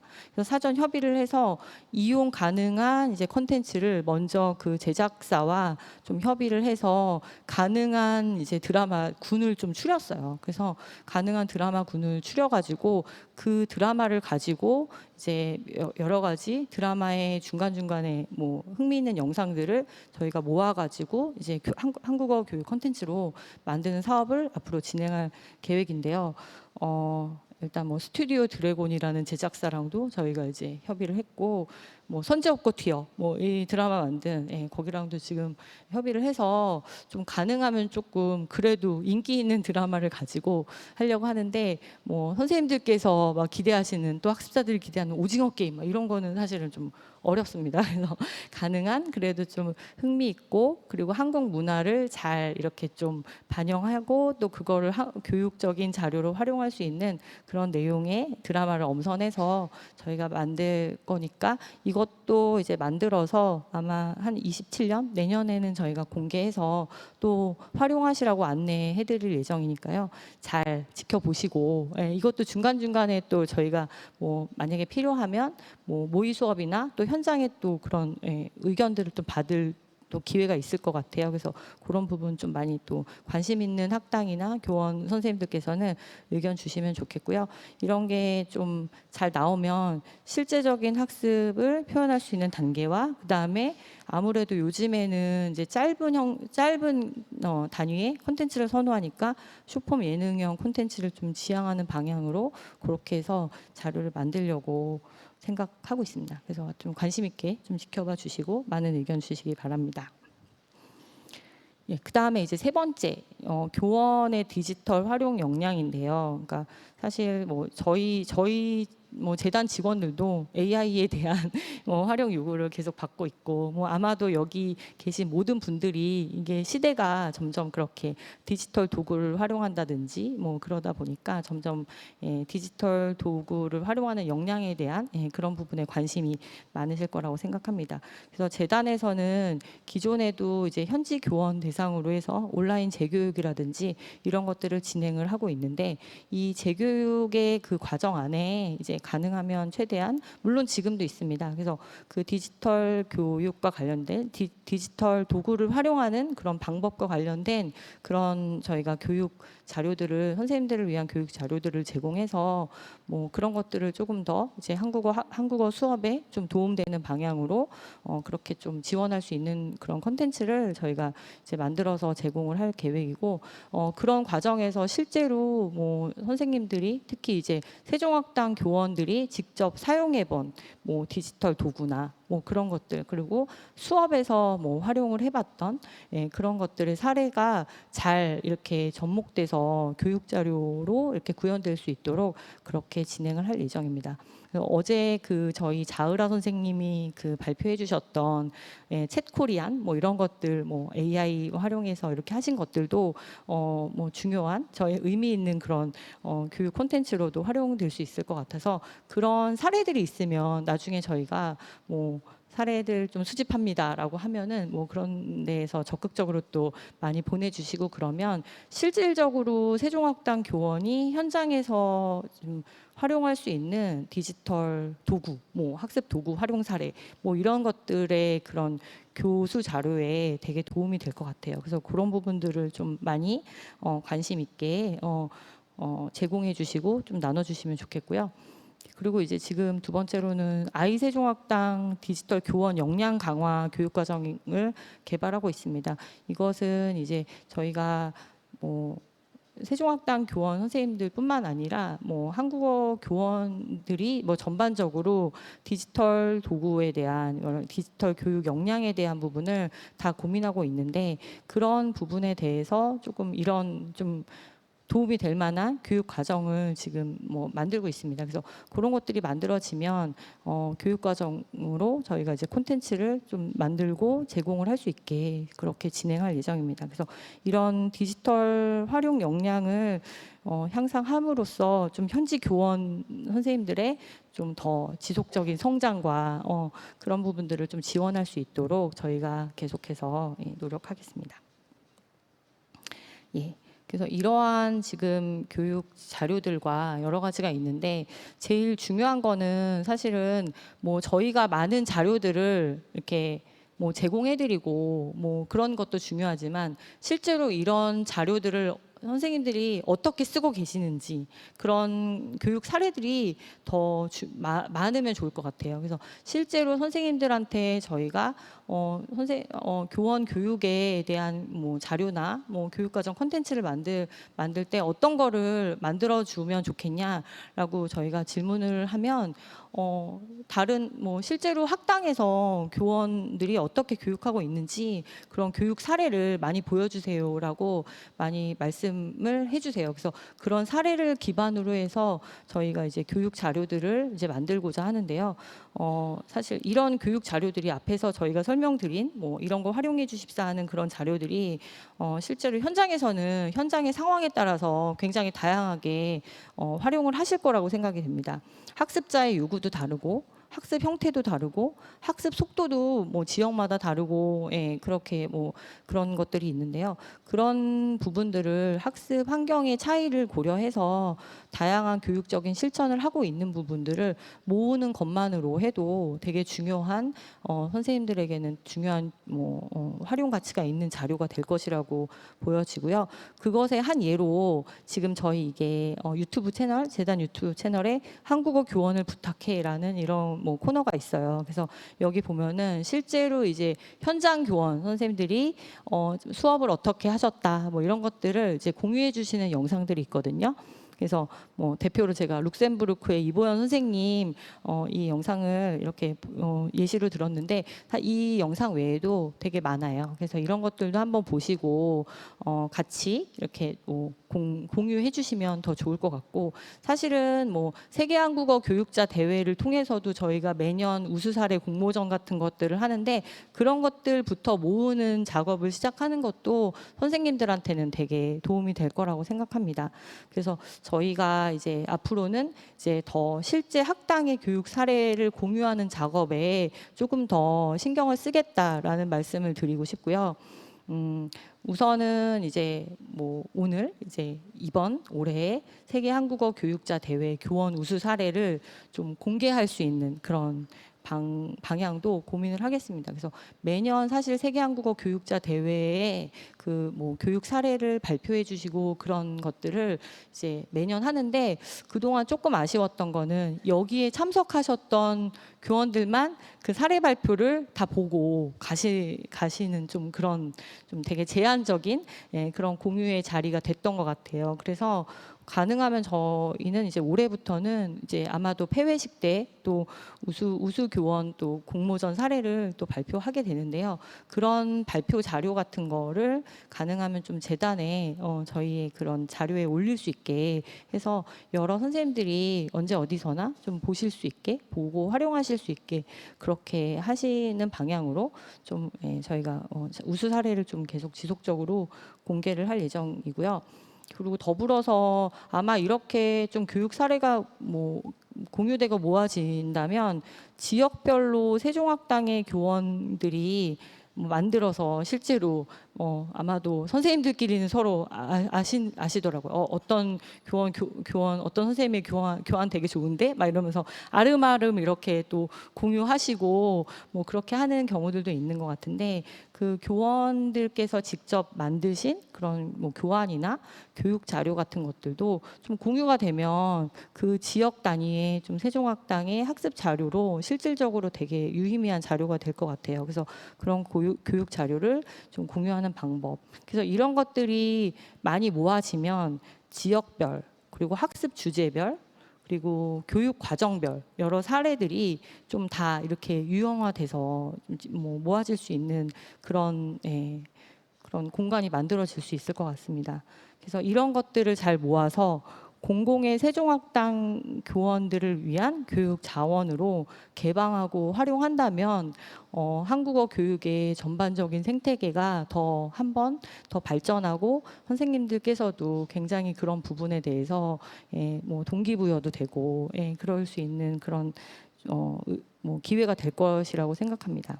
그래서 이런 것들을 이제 좀 염두에 두고 선생님들이 자료를 잘 만들어 주시고 저희가 이제 재단에서 개발한 자료들을 많이 활용해 주시면 좋을 것 같고요. 그 자료를 활용하시는 그런 과정에서 또 2차로 생산되는 여러 자료들에 대해서도 잘 모으는 작업들을 저희도 앞으로 조금 더 신경 써서 하겠습니다. 그래서 이런 것들을 하기 위해서 제일 중요한 거는 공공 저작물을 활용하는 부분이 제일 중요해요. 그래서 선생님들도 자료를 만들고 뭐 자료를 인용하고 하실 때 저작권에 문제 없는 자료를 사용하시는 것도 되게 중요합니다. 그래서 되게 저희가 조금 안타까웠던 거는 되게 자료가 좋은데 저작권 뭐 이런 부분들이 이제 좀 확인이 안 되는 것들을 이용해 주셔서 저희가 뭐 공유하거나 개방하거나 하지 못하는 경우들이 종종 발생했거든요. 그래서 이제 그런 부분들을 좀 미연에 방지하기 위해서는 선생님들부터 사용하시는 그런 자료들에 좀 클린 저작물을 활용하시는 그런 부분들을 좀 더 신경을 써주시면 좋겠고 그런 자료를 이제 인용하시거나 할 때는 출처 표시나 이런 부분들에 대해서도 조금 더 잘 이렇게 생각해서 이제 신경 써서 해주시면 좋겠습니다. 그래서 아마 그래서 저희가 뭐 교원 재교육 콘텐츠나 그런 교육 과정에 저작권 교육도 있어요. 그래서 왜냐하면 여러 채널을 통해서 학습 자료들을 많이 만드시는데 그러다 보면 또 저작권 이슈들을 또 선생님들이 좀 놓치시는 경우가 있기 때문에 그래서 저작권 교육도 같이 제공하고 하니까 그런 부분들도 항상 이제 신경 써서 만들어 주시면 좋겠습니다. 앞서서 저희 이사장님께서 이제 재단의 4대 핵심 가치를 말씀해 주셨는데요. 이사장님 오셔서 저희 재단 전 직원들하고 함께 모여서 4대 핵심 가치를 이음, 나눔, 어울림, 보람 이렇게 저희가 이제 같이 이렇게 만들었습니다. 그래서 이런 재단 핵심 가치는 저희 재단 직원만이 같이 하는 게 아니라 뭐 여기 계신 모든 교원들도 함께 이런 핵심 가치를 이행하는 방향으로 같이 나아가야 된다고 생각합니다. 한국어 교원, 세종학당 교원으로서 이음, 나눔, 어울림, 보람 이것들을 어떻게 하고 있나 앞으로 해야 되나라고 생각하면 간단히 제가 정리를 이렇게 해봤는데 어제부터 한국어 교육 세계를 잇다라는 저희가 이제 모토로 이걸 해왔는데요. 세종학당의 교원들이 세계를 잇는 한국어 교육 네트워크를 만들어주고 계시고 그리고 교육적인 지식과 경험을 나누는 교류의 장을 통해서 나눠주고 계시고 그리고 다양한 지역과 온오프라인 학습 환경과 어울린 경험들을 축적을 해주고 계십니다. 그래서 이런 것들을 토대로 해서 현장에서 한국어 교육자로서 학습자들을 가르치고 그걸 통해서 함께 성장하는 긍지와 보람을 같이 느낀다면 저희 재단으로서도 함께 선생님들과 같이 핵심 가치를 잘 이행할 수 있는 그런 발판이 된다고 생각합니다. 네, 그래서 이것으로 저의 발표를 마치겠습니다. 네, 감사합니다.